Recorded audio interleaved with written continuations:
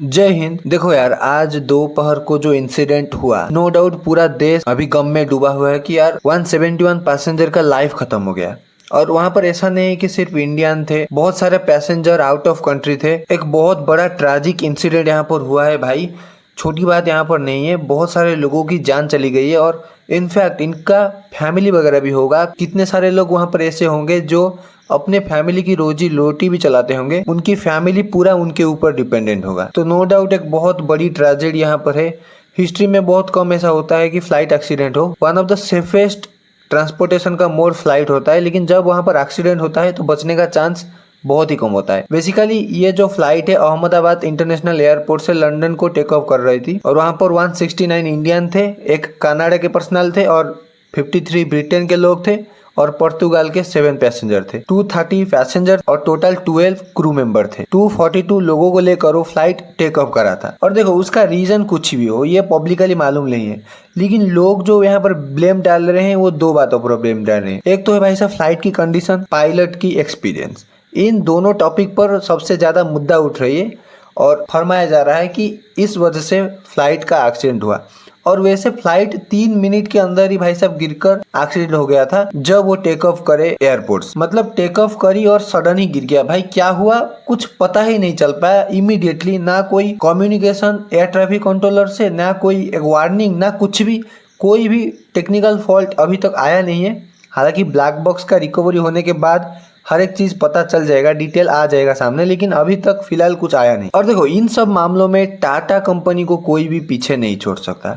जब ताज अटैक हुआ था 2008 में, पाकिस्तान ने जो करारा अटैक करी थी, इमीडिएटली एक दिन के अंदर ही रतन टाटा जी, तब टाटा सन्स के चेयरमैन थे, हर एक आटाकी के घर में गए थे और उसको जरूरत पड़ने पर जितना हेल्प हो सके किए थे। उनकी लाइफ टाइम खर्चा उठा रहे थे, उनकी एजुकेशन, उनकी बच्चे की एजुकेशन, हर एक इंसान का हेल्प करे थे। इवन ही बाहर जो लोग थे जिनके ऊपर गोलियां चले गए थे, चाहे वो गोलगप्पे वाला हो, चाहे वो पुलिस वाले हो, चाहे वो कोई आर्मी का पर्सनल हो, जिनसे उनका कोई भी मतलब नहीं था, रतन टाटा जी वहां पर भी हेल्प किए थे, उनको पूरे लाइफ टाइम की सपोर्ट दिए थे। टाटा ग्रुप को इस मामले में कोई पीछे नहीं छोड़ सकता है। और फिर अभी जब एयर इंडिया का ये ट्रेजेडी हुआ, वैसे एयर इंडिया भी टाटा ग्रुप का ही पार्ट है।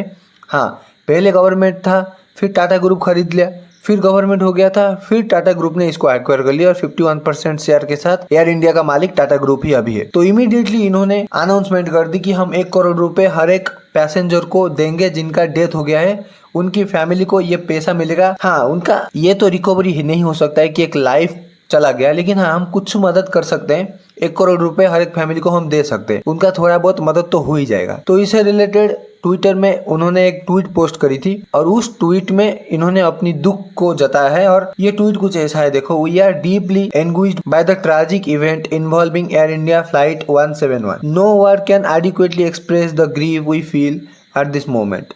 Our thought and prayer are with the families who have lost their loved ones and with those who have been injured.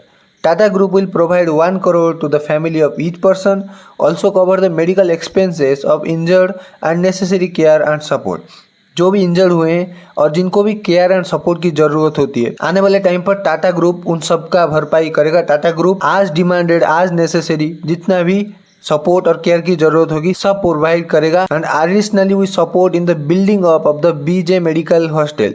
जो हॉस्टल पर बेसिकली ये एक्सीडेंट हुआ है, ट्रेजेडी हुआ है, ये एरोप्लेन गिरा है, उस हॉस्टल को भी रिनोवेशन करेंगे, उस हॉस्टल को भी बिल्डअप करके देंगे उस मेडिकल कॉलेज का। और ये ट्वीट आया है एन चंद्रशेखरन से, जो कि नाउ प्रेजेंटली चेयरमैन है टाटा सन्स की after the death of Ratan Tata. And the CEO of Air India Campbell Wilson, उन्होंने ट्विटर में एक वीडियोस पब्लिश करी इस ट्रेजेडी से रिलेटेड कि हम कैसे मदद करने वाले हैं और क्या हम कुछ कर सकते हैं इस ट्रेजेडी से, इंसिडेंट से घातक लोगों की। ये ट्वीट देख लो। I am Campbell Wilson, the CEO of Air India. I want to brief you on a serious incident that involved an Air India aircraft a short while ago. But first and most importantly, I would like to express our deep sorrow about this event. This is a difficult day for all of us at Air India, and our efforts now are focused entirely on the needs of our passengers, crew members, their families, and loved ones. I know that there are many questions, and at this stage, I will not be able to answer all of them, but I do want to share the information we have at this time. Air India flight AI 171, operated with a Boeing 787-8 aircraft, traveling from Ahmedabad to London Gatwick, has been involved in an accident after takeoff. Flight AI-171 was carrying 230 passengers and 12 crew members on board. Of the passengers, 169 are Indian nationals, 53 are British nationals, there are 7 Portuguese nationals, and 1 Canadian national. The injured passengers have been taken by local authorities to the nearest hospitals. We are actively working with the authorities on all emergency response efforts. A special team of caregivers from Air India is on their way to Ahmedabad to provide additional support. The investigations will take time, but anything we can do now, we are doing. We know that many people are concerned for the welfare of their loved ones. We have set up a special helpline that friends and family can reach us at. The number is 1-800-5691-444. That is 1-800-5691-444. We understand that people are eager for information. Please know that we will continue to share accurate and timely information as soon as we can. But anything we report must be accurate and not speculative. ठीक है, 1 करोड़ रुपए लोगों को मिल जाएगा। जो death हुए हैं उनके परिवार को जो 1 करोड़ रुपए मिलेगा उनसे उनका थोड़ा बहुत मदद होगा।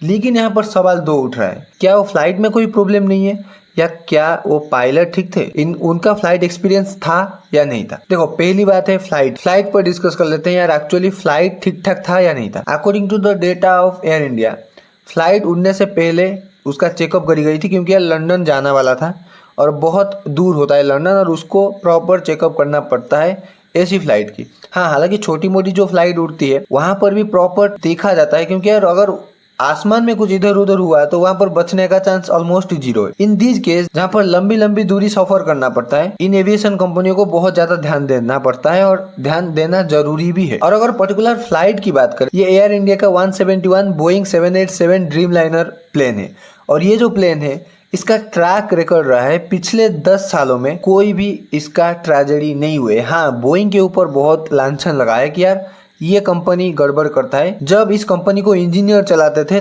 तब तक ठीक था, तब तक कंपनी बहुत ही अच्छी प्लेन बनाती थी। लेकिन जब यहाँ पर MBA वाले घुस गए, जब यहाँ पर मैनेजमेंट कॉस्ट कटिंग करने वाले घुस गए, प्लेन में बहुत सारे दिक्कत आने लगी। नो डाउट पिछले 2 सालों में बहुत सारे एक्सीडेंट बोइंग के एयरक्राफ्ट में हुए हैं, लेकिन ये जो पर्टिकुलर एयरक्राफ्ट का मॉडल है बोइंग 787 ड्रीमलाइनर, यहाँ पर एक्सीडेंट ये पहली बार हुआ है 10 साल में। इस मॉडल का कोई भी प्लेन पूरी दुनिया में एक्सीडेंट नहीं हुआ है अभी तक। Safest aeroplane ever and fuel efficient भाई साहब मस्त है इसका। तो एरोप्लेन में कोई गलती या कोई भी ऐसे टेक्निकल फॉल्ट नहीं था देखा जाए। और ये जो एरोप्लेन पर्टिकुलर है ये लगभग 11-12 साल का है, इतना ज्यादा पुराना भी नहीं है। एक एरोप्लेन का लाइफ स्पैन ऑलमोस्ट 20 से 30 साल तक का होता है, तो यहाँ पर भी कोई प्रॉब्लम नहीं है। और ये जो एरोप्लेन है सिर्फ 41,000 फ्लाइट आवर ही उड़ी है एंड 8,000 का टेक ऑफ एंड लैंडिंग हुआ है इसका और 700 फ्लाइट साइकिल इसने किया है। इतना ज्यादा पुराना एरोप्लेन भी नहीं है, ठीक ठाक कंडीशन का एरोप्लेन है और प्रॉपर चेकअप के साथ ये फ्लाइट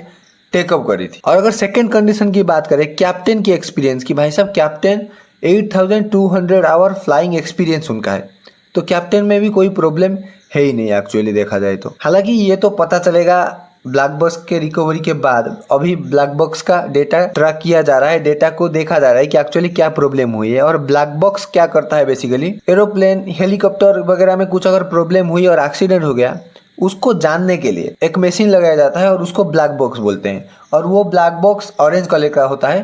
पहले ये ब्लैक कलर का होता था, लेकिन जब एक्सीडेंट होता है तो सब कुछ जल जाता है। उस कचरा भी ब्लैक कलर का होता है, तो ब्लैक बॉक्स छुप जाता है।